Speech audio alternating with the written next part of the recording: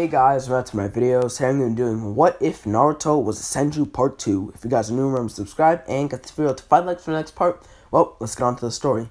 We time skipped 2 months. It had been an eventful 2 months for Team 7. They had gone on 5 more C-rank missions and even a B-rank mission. 3 of their C-rank missions were simply escort missions, just like their previous missions before. The other 4 were eradicating bandit camps, which had a few missing ninjas. Because of this, it made them their first B-rank mission. Normally a ninja's first kill would haunt them, but Kakashi dealt with it perfectly. Before their first kill, Kakashi had acquired 3 of the cutest baby birds he could find. He then handed each of his students 1 bird. Naruto, Sakura, and even Sasuke became memorized by the 3 birds' cuteness.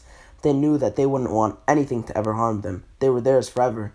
However, a few minutes later, Kakashi had told them to kill the bird or it was D-rank missions for the rest of their lives. With heavy hearts, except for Sasuke who acted indifferently on the outside, Team Kakashi had silently killed each of their baby birds. Needless to say, neither Genin became haunted when they killed during their bandit eradication missions. They had successfully succeeded in their missions with great efficiency and minimal injuries. Team 7's Genin also progressed individually during that time span. Sakura had progressed mainly in medical ninjutsu. She could heal light injuries with ease now and became very important for a member on the Team 7, more so due to her abilities as a medic. Sasuke progressed as well. Sasuke had strengthened his taijutsu, becoming more faster, and he also wanted to catch up with Naruto since Naruto had beat him on the first C-rank mission. Sasuke had also honed his fire release and Sharingan Genjutsu. He tried to gain the 3rd Tomoe in his eyes, but they hadn't come out yet. He didn't even get the 2 Tomoe.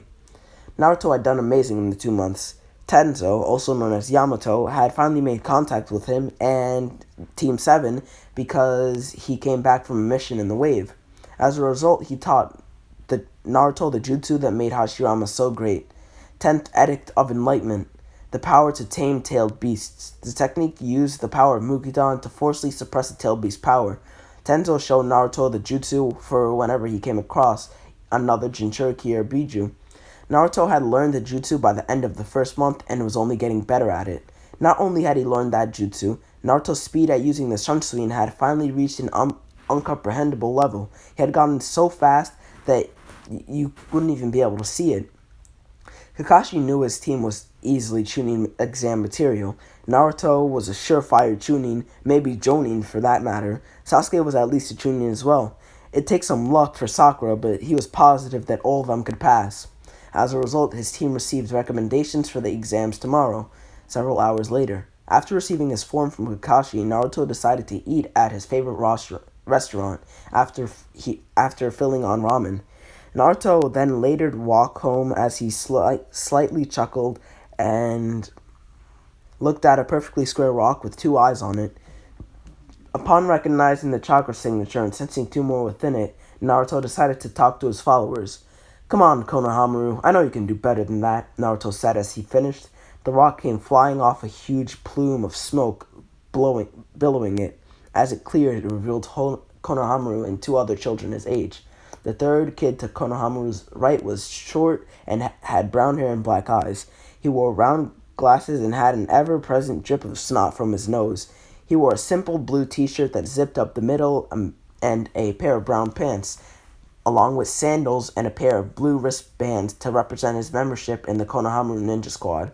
The kid to the left of Konohamaru was a girl with orange hair tied up in 2 red elastic bands into very large pigtails and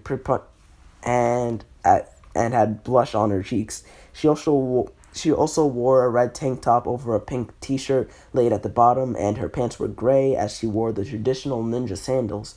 She also had a pair of blue wristbands to honor Naruto as a member of the Konohamaru Ninja Squad. Naruto had given Konohamaru blue wristbands ever since the day he visited him. Ever since, Konohamaru had doned them and seemed to acquire 2 more members. Impressive. Konohamaru spoke up, the smoke dissipating.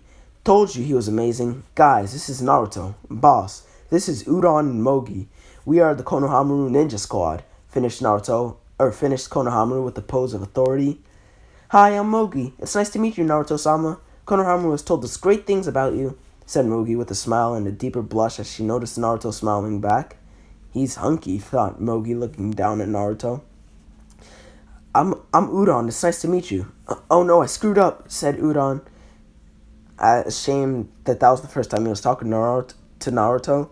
Boss, come play with Ninja with us. You haven't played with me since you were in Team 7. Playing ninja? Naruto? I thought being a ninja stopped you from pretending to be a ninja, said Sakura as she came over when she spotted Naruto. Oh hey, Sakura-chan. There's nothing wrong with playing ninja. Plus, Konohamaru is better than most of my opponents, said Naruto when he noticed Konohamaru had his pinky held up. Boss, is that your girlfriend? Naruto laughed when he realized what Konohamaru meant with that pinky. Oh, probably not since you're laughing. I laughed too at that hair. I mean, who has pink hair? Does she dye it? What a weirdo, finished Konohamaru as he was hit by vicious killing intent. Naruto whispered in Konohamaru's ear, "Run." Not needing to get told twice, he ran off in a full sprint. Sakura was in hot pursuit as she rounded the corner to Konohamaru as Konohamaru would have looked. Upon doing so, she noticed Konohamaru bump into someone. "Ouch, I'm sorry, sir. I was running and I wasn't paying attention to where I was going," said Konohamaru as he then picked himself up and seen that he was getting picked up by the collar. Where were you going, punk?" said the older boy, grabbing Konohamaru. He had black eyes and purple facial paint on. He was clad in black, baggy, full-body suit with red and yellow circles on the front. He also wore a black hoodie, which covered his head completely and had cat-like ears at his forehead protector on his forehead. "Stop it, Kankuro," he said. He already said sorry. "Leave him alone," said a teal-dyed girl with sandy blonde hair and 4 ponytails. She was wearing a single light purple-colored, off-the-shoulder garment that extended halfway down her thighs with a scarlet sash tied around her waist, in addition to incorporating fishnet worn over her shoulders and legs, specifically on her right calf and her left thigh. She also wore her black forehead protector around her neck. "No, Tamari, I need to teach this punk a lesson," said Kankuro as he readied his fist. Sakura was going to speak up until Naruto appeared beside her in a sunscreen. "Excuse me, sir, I would like to recommend putting him down." "Yeah, what are you gonna do about it, blondie?" said Kankuro as he turned his head looking at Naruto.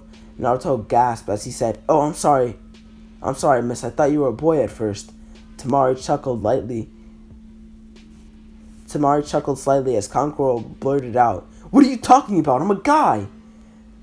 "Then why are you wearing all that makeup?" said Naruto, causing Tamari to laugh a little harder. "It's war paint, not makeup. Who even says that? Now, go home." As Naruto would have said, "Konohamaru, I don't think you should stay here. Just leave." And Sasuke would have walked up on them, saying, "You should pick on someone your own size." Konohamaru looked irritated at Sasuke as he touched the bandaged object behind him. Sasuke pulled out a kunai as he readied for Kankuro's assault. Tamari made a move for her fan until she felt her hand land on another hand. "I wouldn't do that. I wouldn't let them do that. That's stupid," said Naruto, who was standing behind Tamari, smiling. I didn't even see him move," said Tamari as she noticed an image of Naruto in the place of where he was. "Was that a sunscreen? That was too fast. This guy's good, and he's not bad on eyes," thought Tamari. Kankuro would have looked at this as he would have sighed and said, "Tamari, let's go." And they would have just left. This is where I'm going to be ending off the video. If you guys want another part, remember to subscribe. And yeah, I'll see you guys in the next one. Goodbye.